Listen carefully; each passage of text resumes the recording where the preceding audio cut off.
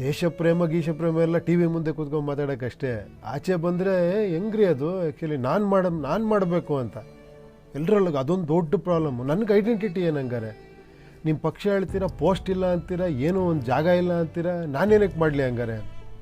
ಈಗ ತೋರ್ಸಪ್ಪ ದೇಶ ಪ್ರೇಮ, ನಿನಗೇನೂ ಇಲ್ಲ, ನಿನ್ನ ದೇಶಕ್ಕೋಸ್ಕರ ನೀನು 4 ಜನಕ್ಕೆ ಹೇಳ್ತೀಯ ನೀನು ಅಂದಾಗ ಅವ್ನು ನಿಜವಾದ ದೇಶ ಪ್ರೇಮ ಬಯಲಾಗತ್ತೆ.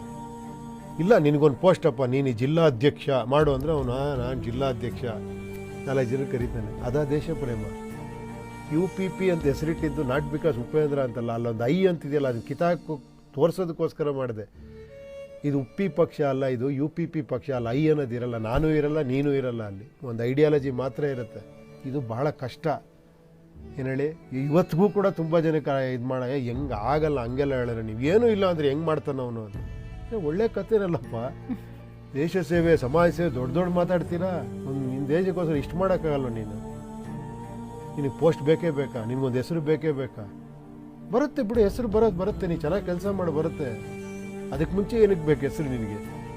ಅಲ್ವಾ? ಸಿಂಪಲ್ ಸತ್ಯ ಅಲ್ವಾ?